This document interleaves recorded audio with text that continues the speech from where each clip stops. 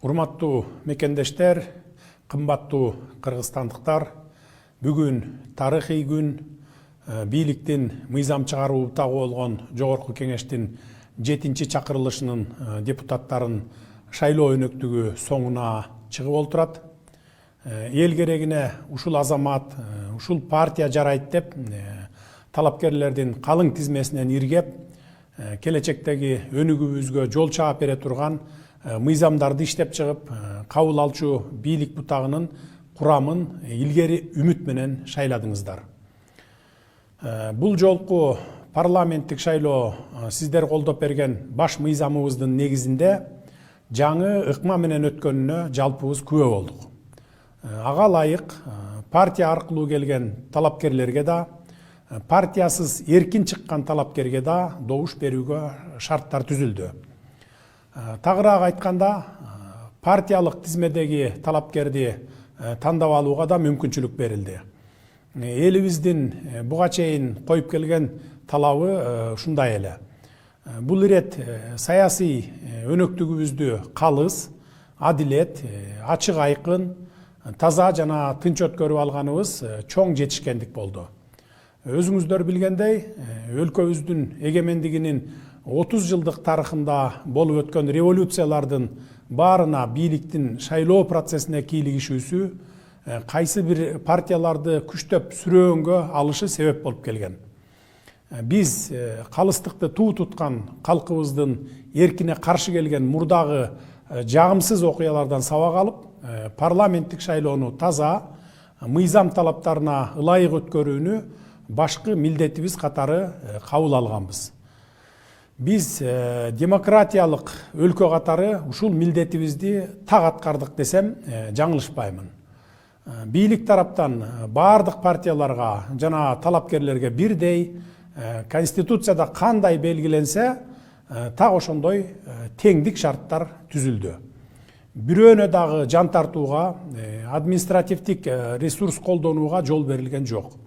Ошондуктан шайлоо өнөктүгүн баштан аяк мыйзамдын чегинде, ачык айрымдуулуктун шартында жүргүзүүнү камсыз кыла алдык.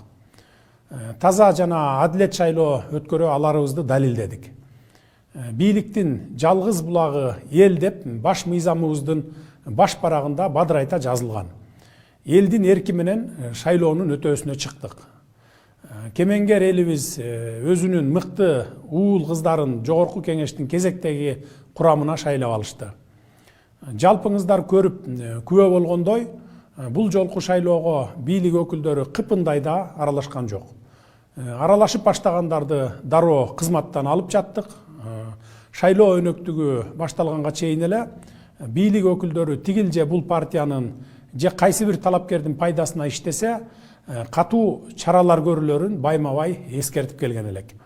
Үгүт иштеринин жүрүшүндө андай мыйзам бузуулар катталаар замат кескин, чечкиндүү кадамдарга барганыбыз ат салышкан партияларга да, талапкерлерге да чоң сабак болду. Ошентип бул шайлоону элибиздин баш мыйзамыбыздын талабына жана эл аралык ченемдерге ылайык акыйкат өткөрө алдык деп ишенимдүү айта алабыз.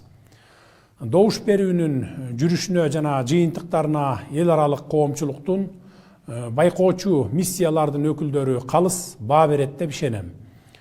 Мен учурдан пайдаланып, шайлоого катышкан жана белгилүү себептер менен катыша албай калган бардык саясий күчтөргө кайрыла кетейин. Шайлоонун жыйынтыктарын таанып, элдин эркине баш ийүү мыйзамдын жана демократиянын талабы. Демократиялык өнүгүү жолун тандаган Кыргызстанга эң биринчи кезекте тынчтык жана туруктуулук керек.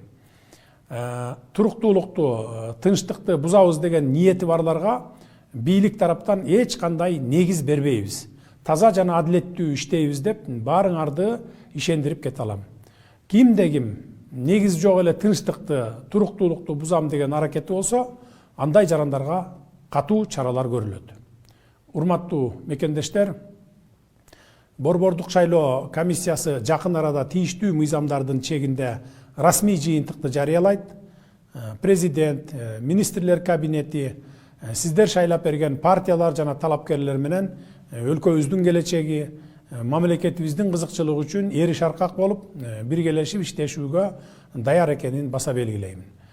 Жаңы шайланган Жогорку Кеңештин кароосуна бир катар мыйзам долбоорлору биринчи сессиянын биринчи эле күнүндө киргизилет. Убакыт өтүп жатат, ал эми аткара турган иштерибиз арбын. Эми өлкөбүздө алдыдагы 5 жыл ичинде ири саясий өнөктүктөр болбойт.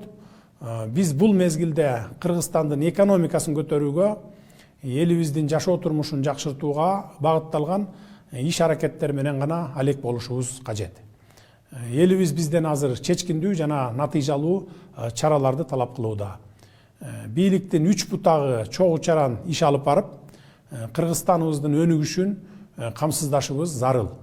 Ал үчүн жаңы шайланып келген парламенттин депутаттары менен жемиштүү кызматташып, албан ийгиликтерге жетишебиз деген ишеним чоң. Элибиздин үмүтү да, көксөөсү да, күткөнү да ошол. Жергебизде ар дайым тынчтык болуп, береке кут болсун.